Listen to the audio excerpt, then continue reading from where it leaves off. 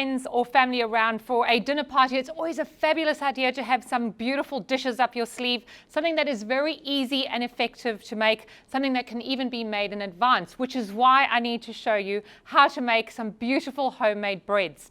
One of my signature breads is my rosemary and black salt focaccia, and no one has to know how easy it is. It takes less than 45 minutes from start to finish. I'm just about to show you how.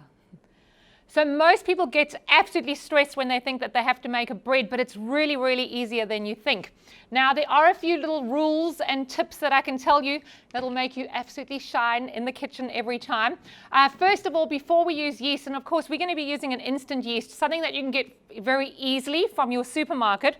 What I always like to do with this though is to test if that yeast is active, and there's a really simple way to do that, which will actually make your bread develop a lot faster. So what I've got here is 320 mils of a hand hot water, so just warmer than lukewarm, but not swear word hot straight out of the kettle. Also, generally in my recipe, I would say 7 grams of yeast. That's usually one of those little sachets of the yeast that you would get from your supermarket. I've made bread quite a few hundred times, so I just throw some in there and it works every time. Now, just to see if this yeast is active, first of all, that warm water is going to get it started off, but I always like to give it a little bit of a starting or a fighting chance just by adding some sugar, which is a carbohydrate, and some of that extra flour. Now that's what I do first, and then I give it a little stir, and then what I'm going to do is leave that to the side. In about 5 minutes, if this yeast is active, what we're going to see is a little bit of either foam top bubbling, as if you would see something on the top of a beer, or even little volcanic eruptions, which shows you that it really is in the mood and will do fabulous things for you in your bread. So all we need to do is leave that to the side. So generally I would test my yeast every single time just to make sure. You don't want any disasters where it doesn't work. For this recipe, we're going to use 450 grams of baker's flour. Now, baker's flour is very easy to come by at your local supermarket if you know what you're looking for. Now, when we use baker's flour, that's the best that you are going to get for your bread making or anything where you need a lovely chewy elasticity to the dough. So the only difference between a plain flour and a baker's flour is obviously the baker's flour is a stronger flour. It's got a higher protein content. So when we knead it, it's able to make that lovely elasticity that gives our bread its texture and its fluffiness and obviously its bite. With the flour over there, and you can strain it or sieve it if it's looking a little bit lumpy, but nice fresh flour, and always give it a sniff, make sure it doesn't smell old and rancid, because flour does carry a lot of oil, and if you've had it in your pantry for 2 years, maybe it's a good time to jump in your car and go get some of the fresh stuff. So nice and easy to do. We can either do this by hand or of course in your stand mixer. I've got my sexy KitchenAid here, and all I'm going to do is put those together, and he's going to knead it for me in about 7 to 10 minutes. So a lot of people ask me, can you over knead bread dough? I always say, if you're doing it by hand, by the time you've over kneaded it, you'll be very bored and you'll definitely be wanting to do something else. So at least 5 to 7 minutes. So we're adding, and if you can see, there's a little bit of activity on that where it's made some clouds or some foam. So I'm happy that this guy is definitely going to work for us. And in that goes. The last thing that we've done is you can add a little bit of oil. Now at this stage you can just add a veggie oil, but I of course love a sexy extra virgin olive oil. Some of that in there, and we are using our dough hook today. Please not use your whisk attachment. You'll be buying a new piece of equipment faster than you know.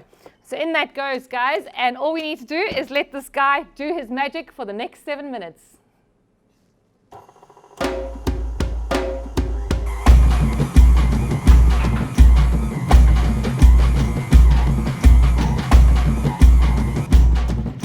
So this is what he's going to look like after about 7 minutes of mixing at a lovely, just like a medium sort of speed on your stand mixer. I've got my KitchenAid here.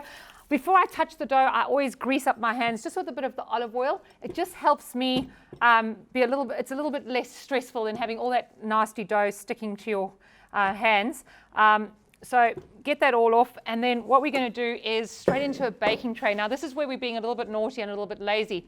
Is generally what I would do is put a wet cloth over the top there and let it double in size for its first proof. But just to speed this up, and this is what I can do when I'm doing a flatter bread if you really are in a hurry, is a little flatbread. We can actually omit that first proving stage and let it prove in its shape. So all I'm going to do is a bit of canola spray or whatever spray that you use just to grease that tray. And then this is really special when we use a little bit of the polenta, which is a ground yellow corn, just to put it on the base so that we get that very authentic and very sexy bite on the bottom of our bread when it's baked absolutely perfectly. And that's when we're going to get that little bit of jealousy from your guests when they're going to ask you how you did it and ask you for the recipe. So that's how we are going to win that one. So a little bit of the polenta onto there, and then just get this beautiful soft dough out onto there. You can roll the dough, but again, I get lazy and I just do what I call a hand stretched dough. That sounds much more expensive anyway. So a little bit of oil over the top of that, and it's going to be very easily basically spread out just with the heels of your hands. It's almost like giving a massage, very therapeutic. So if you've had a bad day, bread making can be very beneficial to the mood and it'll make you happy again. You can actually roll this out into any shape that you like. So you can use this for pizza bases or anything like that. I also use this exact same recipe for pita bread or naan bread. So I'd break this dough up into little balls, roll each ball out into like a side plate size, let it prove for 10 minutes, and then throw it into a pan, a minute on each side. Of course, for the naan, you could stuff it with all sorts of gorgeous stuff, and it's too easy, guys. So I'm stretched that out, hand stretched, and then I'm just going to make little fingerprints like Nonna used to do it. That'll actually help me tell when this has doubled in size, because those little fingerprints will close up and look nice and deep, and that's when it is ready to go in the oven. So onto the top of our lovely hand stretched base here, I'm going to add some, now you can add a rock salt. I find a rock salt on the palate is that very intense bite of salts. I prefer to use a flake salt. Now, of course, when you're trying to bling it up and make it look a little bit more expensive, I'm going to turn to my sexy black salt flakes, which are a naturally occurring salt flake. These are from Cyprus. So it's got a burnt vegetable carbon through it, which makes me very excited. And I love using it for everything, a pinch pot on a table or something like that. I would never boil my pasta in black salted water. It would just be foamy and grey. But for a visual effect on top of our bread, it is going to look very expensive indeed. Now, all we're going to do is I've got fresh rosemary. Of course, you could add fresh sage, thyme, anything you want. We could go garlic, stinky things like olives and anchovies would also be fantastic in here. So you could really build this up. I'm going to keep it quite simple and just do that lovely snipped rosemary on the top there. You can also pull it with your hands. And this is out of my beautiful garden, which is very exciting. And that smells absolutely heavenly. Last thing we're going to do is a little bit of lip gloss for our bread, some of that extra virgin olive oil. And I like to use quite a bit. It makes a significant difference at the end to that lovely crunch and the bite, and of course, ultimately, the flavor. So all we need to do is leave this guy just for about 10 to 15 minutes so that he can double in size, because at this stage, we really do need those little air bubbles to form inside so that it really is going to, when we bite into it, have the perfect texture.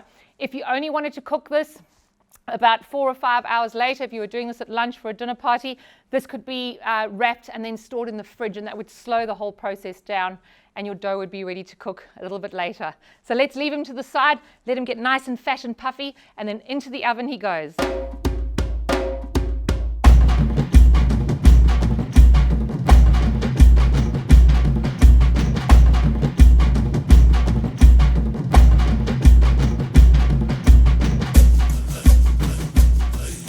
So I thought while we're waiting for that bread to bake, it's the perfect opportunity for me to show you how to pimp up your bread. And we are going to serve this with a very sexy whipped truffle butter. Now, of course, don't start stressing when you hear about the word truffles. We can actually get black winter truffles preserved right through the year. So you can pop down to your local deli. You'll even see them in the supermarkets from time to time.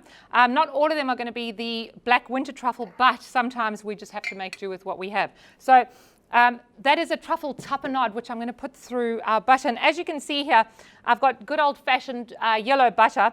The quickest way to get your butter nice and soft, and this is a nice trick for when you're doing pastry work, is if you grate the butter, it will instantly be soft butter. So often when we put it in the microwave and you melt it down a little bit too far, we lose that sort of texture or the integrity of the butter, and it's no good for using it in baking or anything like that. So just a little bit of grating will get that butter nice and soft. Yes, it looks like beautiful cheese, and that is the quickest way for me to get that grated. So at this stage, what I'm going to do is, in my stand mixer, I'm using my lovely KitchenAid here today. I've got the whisk attachment on there now, and what we're going to do is just load this butter in there. Now, this is exactly how you would cream your butter if you were making, for example, a cake mix or a cookie mix or anything. That's exactly what we are going to do. It does take about 10 to 15 minutes for it to beat up really white and light and fluffy. So I always put this on and go and do something else. Because it's quite boring to stand there and watch it. But what we're waiting for at first, the butter will just look like a thick yellow paste. But when we leave it for about 10 or 15 minutes, you need to scrape down from the sides as well. It'll get lovely and light and fluffy. And then at that stage, we're going to add our truffle tapenade. Now, that's one way of serving our sexy bread and butter. The simplest one, if you don't have time to do that, is to serve it with a balsamic vinegar and an extra virgin olive oil. Now, this is a balsamic glaze. It's a reduced or a thickened balsamic, and it makes for lots of fun for serving up. I go straight to the love heart. Okay, and then what I'm going to do is I'm going to pour a beautiful extra virgin olive oil into there. So this is not when you're going to bring out the canola or the rice bran or those cheaper workhorse oils. This is when we're going to bring out an absolutely fabulous extra virgin olive oil, preferably one that is in date. So often people buy extra virgin olive oil and then you keep it for that special occasion. Make sure when you open it, it still smells absolutely fabulous, and then it is going to eat absolutely fabulous. So if an oil smells old and rancid, guys, it is not going to make a miraculous recovery on the plate for you. I would re-gift it immediately and get yourself some fresh stuff. That is a beautiful little dipping sauce there that we are going to use for that fresh bread when it comes out. And I've, of course, made some truffle butter. Here's one I made earlier. And that is what we're going to have with our bread today, guys. I'm going to go check if it's ready. I'll be back in a second.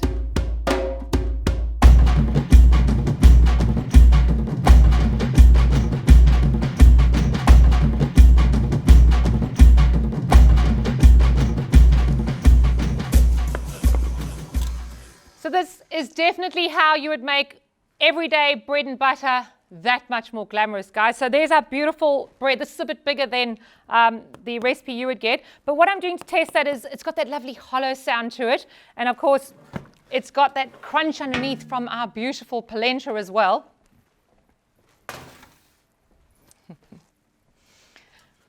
So I'm going to cut this down and you'll hear that lovely crunch as we get that bread. And that is not a bad texture for a very quick and easy bread. Now, this is our whipped truffle butter. So once the butter was whipped and white, all I did was add that truffle tapenade.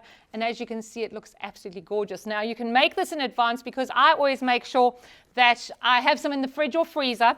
And all I do is make it into a little truffle butter sausage in some grease-proof paper or in some of your plastic wrap into the fridge. Every time you need some, just take a hot knife and slice it off. So this is when we can create a beautiful feasting table or a grazing table. One of the last things that we can do with this bread and butter is, of course, my signature high heel prosciutto. Now, this is prosciutto from your deli, and you would generally get them to slice at about 1 millimeter, no more than that. Otherwise, it's very thick. And all we do is we drape it dramatically over the back of a very clean terracotta pot. Now, this can, of course, be done the day before. It is self-adhesive. No glue is required. You can just stick it on there. And if you've got any vegan guests, you can do this with zucchini strips. I do it all the time. And they will drape over there as well. So, of course, we've got one that we've already made. The last thing I wanted to show you was, obviously, to bring some freshness into this, is how to make a quick and easy salad. So this is going to be one of those classic salads, the rocket pear and parmesan salad. And all we're going to do is, with that rocket, if I wanted to stand nice and high and sexy on the plate, this is a very nice chefy trick, is twirling that rocket in the cup of your hand, just so that all those leaves interlock. And then when I put it down onto my very sexy glass platter here, it's going to stand up nice and high. So we've got that beautiful rocket ready and waiting, and what I'm going to do is I've got a very nice cut of pear here. I've done a julienne cut of pear, and that's using a very underripe pear. So not a pear that you would actually eat. That's far too soft. You don't want to be cutting that up. It'll become very stressful for you. We can put that lovely pear onto there. You can put a shaving of Parmesan cheese over here. I like to call it Parmesan snow because it sounds $10 more expensive. And of course, some of that lovely prosciutto. Always dress your lettuce leaves. So we're going to dress, not drown, and that lovely Parmesan cheese will stick onto there beautifully. So that's a little bit of the lemon oil, and I'm going to use this glaze again, but very sparingly because it is very concentrated. And last but not least, popping out some color, some of those edible petals. Now, again, I always say make sure they're edible petals. Don't just go into your garden and go, oh, look, there's a flower, and throw it into your salad. It must be one of the edible types. So nasturtiums, pansies, dianthus, any herb flower, and it will bring some beautiful texture, color, and flavor to your plate. Once the flowers are on, just some of that, that's actually a truffle pecorino, and just on a little microplane, and you're going to get a lovely fine grate on top there. Would eat beautifully. So that salty, creamy cheese will bring out the flavor and the sweetness of the pear, and obviously that fiery rocket, guys. And this would be an absolute feast for your guests to enjoy, and it took hardly any time at all. Enjoy, guys.